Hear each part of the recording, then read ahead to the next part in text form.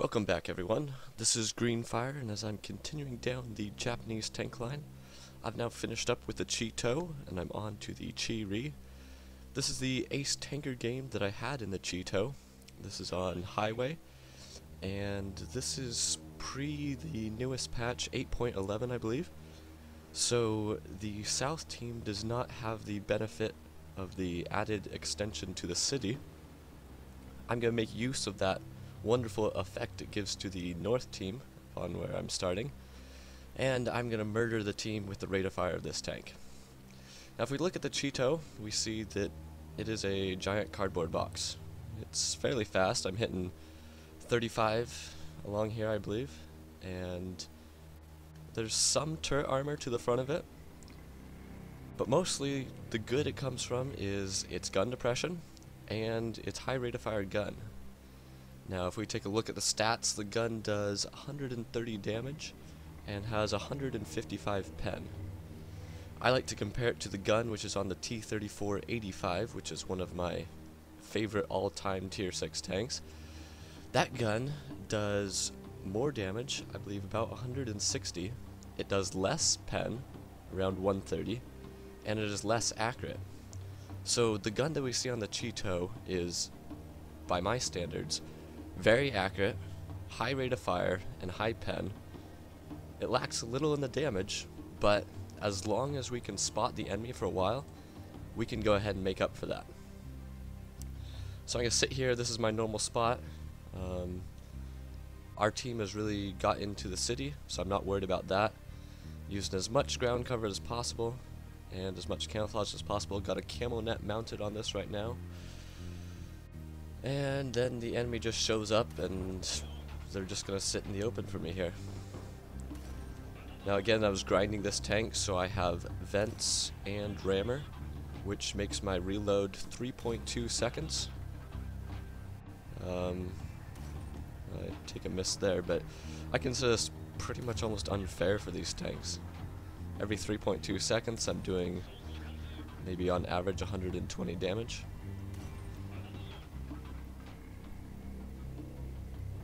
And I already have over 1,000 damage, and we are into the game a minute and a half. I probably, like I've mentioned earlier, could have gotten more XP if I was closer to the enemy, but with the armor that's on this giant cardboard box, I prefer just to pretty much stay back and snipe if possible. Thankfully, my team also does a pretty good job of keeping the enemy contained for me this game, such that I can get in lots of damage.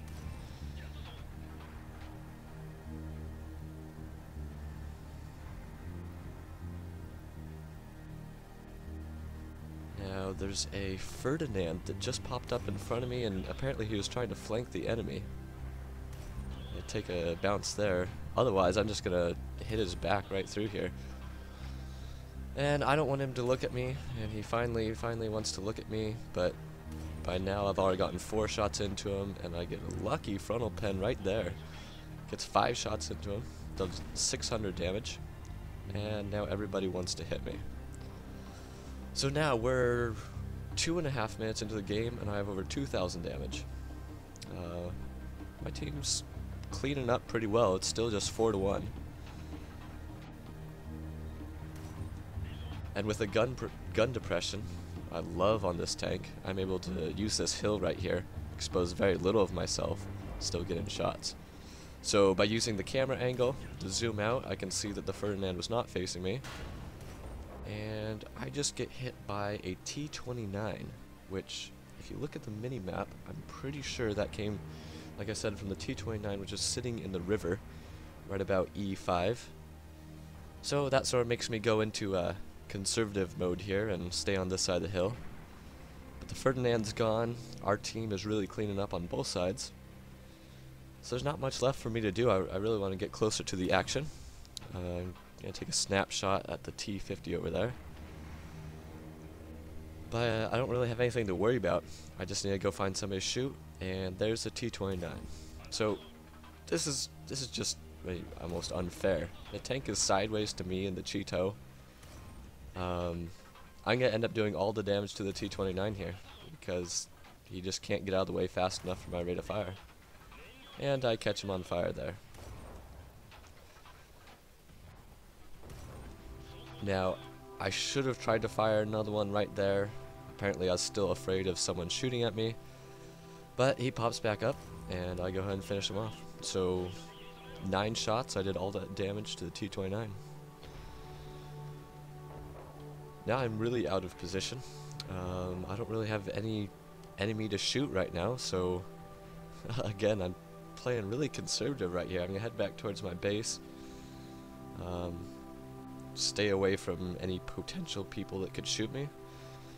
I really should have just rushed them right here. Rushed down maybe to the south. Get in with the KV-4. And our team takes out the... From the sound of it, I actually get a shot on that Ferdinand. My crew liked it, so I stopped there to take some shots, but I need to continue on. Those guys are pretty much dead. My whole team is over there. My whole team is south. There's not much left for me to do. With the rate of fire on this thing, a lot of times I'll just take a snapshot, see if I can get a tank. Like right here, I just take a snapshot to start because I'll reload so quickly. But then I'll just shoot at this T-50. It's so accurate that I really don't have anything to worry about. So there's that. I did over 4,000 damage, and I'm not really gonna make it back for these guys. So let's take a look at the after battle report. Okay, so if we look at the after battle report, we see that I got Ace Tanker with 1,424 XP. I ended up doing 4,000 damage with a hit percent of 78%. I ended up spotting 2 tanks, damaging a bunch of others. And let's take a look at the team score. So we can see that I did 29 penetrations out of 41 shots fired. Not really that good. I only got hit twice, only damaged once, so I played really conservative. You can see I was on top of my tier 8 team by quite a bit. Anyway, that's my Ace Tanker game. Hope you guys liked it, and I'll try and have more for you guys soon. Thanks again.